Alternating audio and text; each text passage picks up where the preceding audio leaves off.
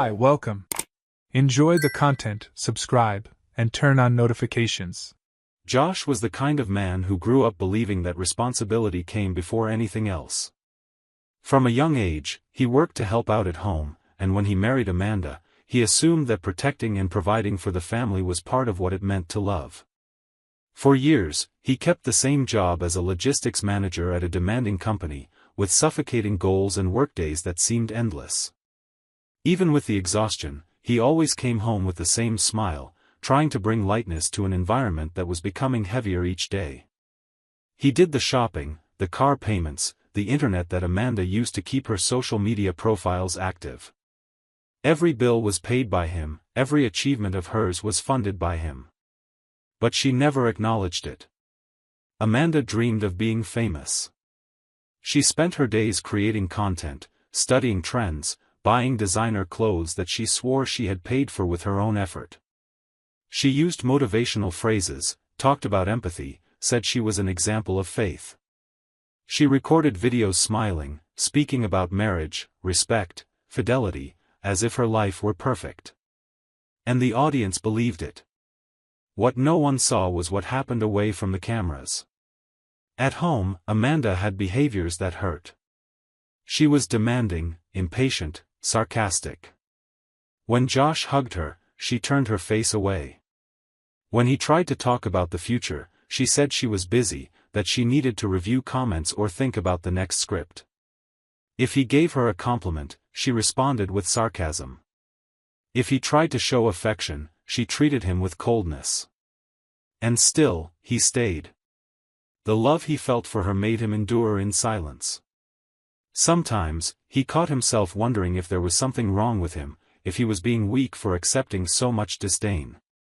But then he remembered everything they had built together and tried to convince himself it was just a phase, that soon she would recognize his efforts. After all, he did everything. He never complained when she said she needed to travel alone for events. He paid for the tickets, helped with the scripts, gave ideas for the videos. When she said she needed a new bag to create content, he bought it. When she wanted a new phone to improve the camera quality, he paid in installments. And still, the image she showed the world was always of a woman who built everything on her own. Josh saw the lies in her stories and remained silent. He felt a tightness in his chest every time she said she was an independent woman, that she never needed anyone. Followers filled the comments with praise, saying how inspiring she was. And he watched it all in silence. While washing the dishes or tidying up the kitchen, he heard Amanda's voice in the background recording videos saying that the secret to a happy life was gratitude. When he finished cleaning up, he returned to the living room and saw his wife lying down, scrolling through her phone, as if none of it mattered. He took a deep breath and accepted it. Not out of cowardice, but because he believed that love required patience. But slowly, the patience turned into silence, and the silence turned into pain. Once, on Amanda's birthday, he prepared a simple dinner at home with the dishes she liked the most. He bought flowers, organized everything. She arrived, glanced quickly, made a cold comment about the decoration, and then said she preferred to order something through the app because she was on a diet for a campaign. Josh swallowed hard. He blew out the candles on the cake, put the food away, and smiled. He pretended everything was fine, as he always did. He went to bed with an empty stomach and a heart full of questions he no longer knew how to answer. He was starting to realize he was living with someone who no longer saw him, who used him as a stepping stone, as support, but not as a partner.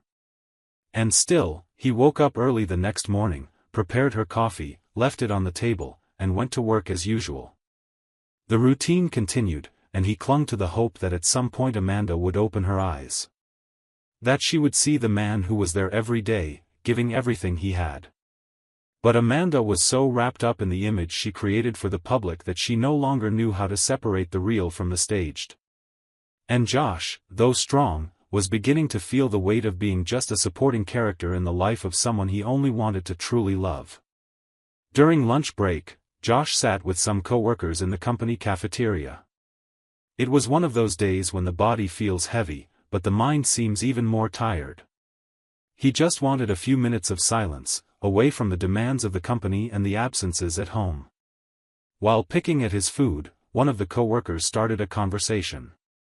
He asked about Amanda, said he had seen her in a popular post and found it funny how well she spoke on camera. Josh smiled discreetly and explained that she was trying to grow on social media, that she had been dedicating herself a lot to content creation. He said she was excited, making videos almost every day, and seemed to be fulfilling her dreams. The coworker then commented, "I wonder if she's online right now?" And without waiting for an answer, he grabbed his phone and opened Instagram. The page loaded, and there she was, live. Amanda smiled at the camera, with a calm voice, talking about gratitude, about how important it was to keep faith even in difficult moments, about how essential it was to be truthful with people and respect others. Josh watched the screen, following every word. This always caused a silent discomfort. Watching her speak with such conviction about things she ignored at home made his stomach churn. It was like watching a play, where she played the role of the ideal wife, full of principles, while he knew the real script, the one the public never saw. He remained silent, just observing, until something unexpected happened. In the background of the image, quickly, a man passed by. He was only wearing a towel, still wet, as if he had just gotten out of the shower. The scene was very quick, almost imperceptible, but for Josh, it hit like a punch. His heart immediately raced. He tried to pretend he hadn't seen what he saw, but his mind went back to that image several times. The man crossed the camera frame naturally, as if he were at home, as if that space also belonged to him.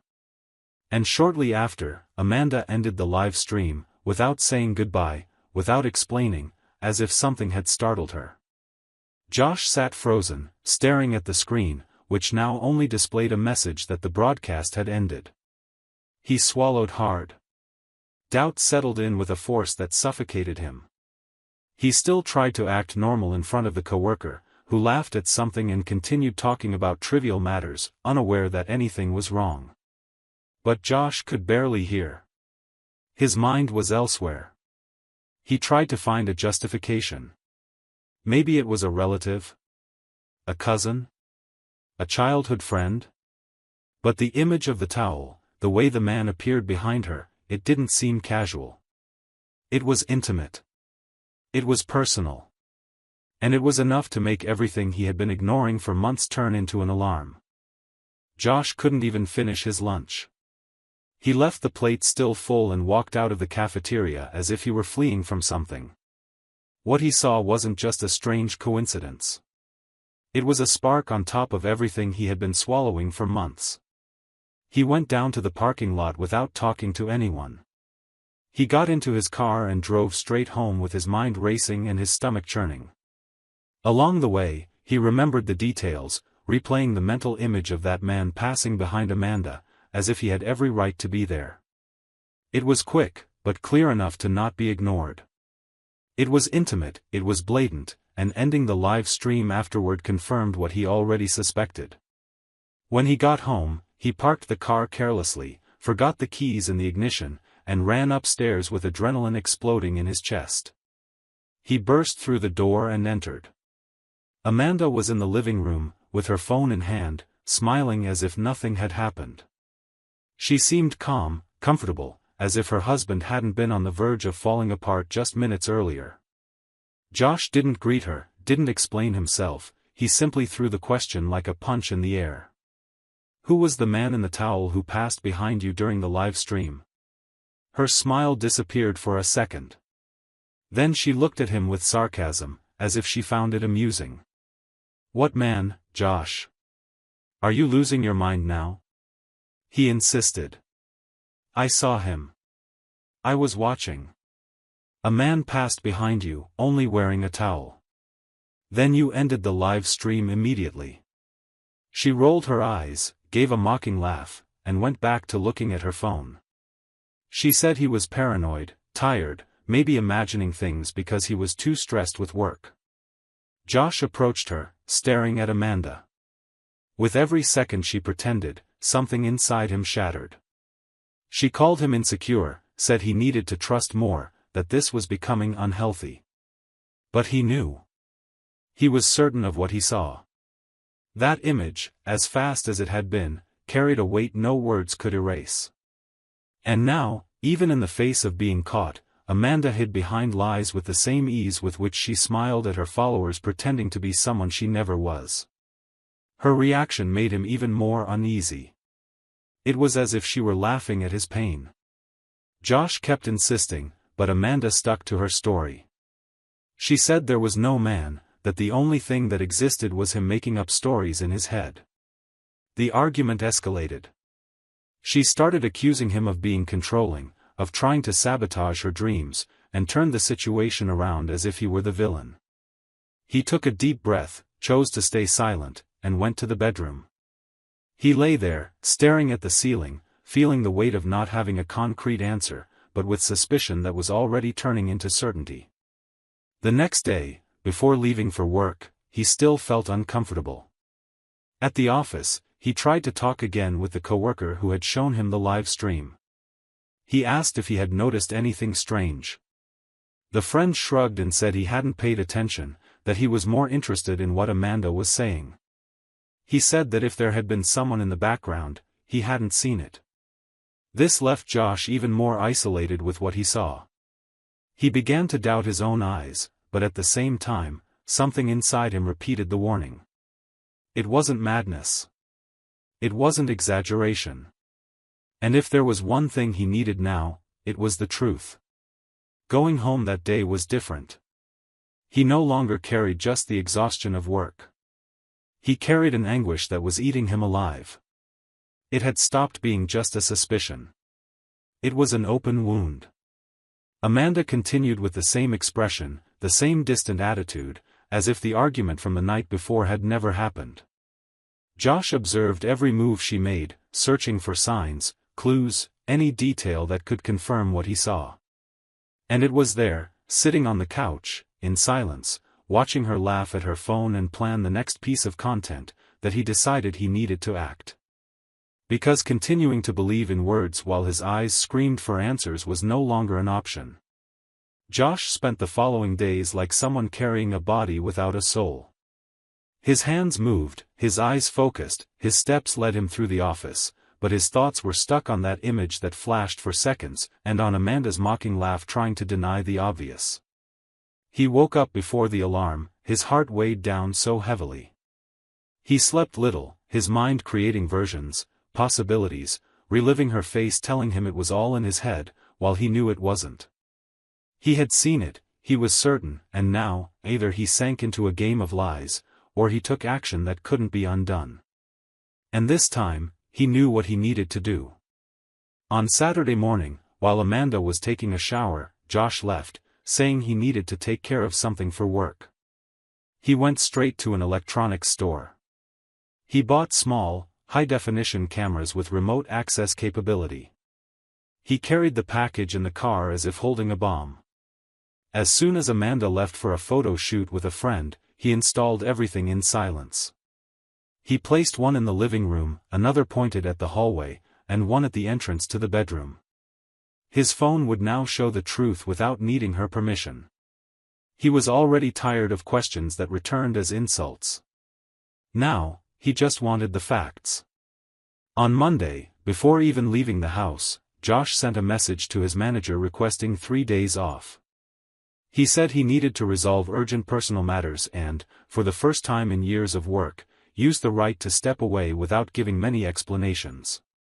The company respected it. He turned off his work phone and focused solely on what mattered, uncovering the truth that had been corroding him from the inside. After finishing breakfast, he told Amanda he was traveling for work and would be gone for a few days. She didn't even show curiosity. She just asked if he could transfer money for the purchase of new lighting equipment. She spoke as if asking for money was part of their marital agreement. He transferred the amount, as he always did, packed some clothes, locked his suitcase, and left. But instead of going to the airport, he drove to the house of a childhood friend, someone he had trusted since school days. He explained he needed a place to stay, asked for a mattress, a stable Wi-Fi connection, and a bit of silence. The friend, without asking questions, opened the door. Josh settled into the guest room, turned on his laptop, picked up his phone, and connected to the cameras he had installed. The living room, the hallway, the bedroom, everything was there, live, in the palm of his hand. The environment he had built with so much effort had now become a surveillance field. And every transmitted image fed his thirst for answers. From that moment on, watching his own home became routine. Every second was followed as if his sanity depended on it. On the first day, Amanda spent the time alone. She recorded videos, posed in new clothes, answered followers, and filmed a new series of stories where she said she was a woman who achieved everything through effort and faith. It was surreal to watch her say that on the couch he had bought, with the ring he had paid for in installments, with the furniture he had assembled himself. When the second day came, around 4 in the afternoon, something changed. Josh saw Amanda answering the door. It was a man. Medium height, shaved hair, tight t-shirt, and a smile as if he were already familiar with the place. She let him in naturally. They greeted each other freely. Then they laughed about something and went straight to the living room. Amanda tossed her phone on the couch and flopped onto it, as if that space were a motel room. Josh's eyes widened. The cameras recorded everything. He turned up the volume, heard the laughter, the whispers, the phrases he didn't want to hear. Amanda seemed like a different person. Carefree, surrendered, as if this were the only world she knew. The recording lasted almost an hour. Josh watched it all. Not because he was masochistic, but because he needed to see with his own eyes, to feel with all the evidence what his intuition had been screaming for so long. When the man left, Amanda locked the door, picked up her phone, and went back to recording videos, saying that peace lived within her and that love was respect. Josh closed his phone and took a deep breath. His breathing came heavy, as if his chest were trying to expel something that had been stuck for years. He stayed in the guest room for a few more hours, in silence, digesting everything he had just witnessed. He thought about the way she treated him, the times he was called overreacting, the nights he went to bed with chest pain while she slept peacefully after disregarding him. He picked up his phone, saved the video, made a copy, then another, and then left with a clear destination, his own house. He didn't warn that he was coming back.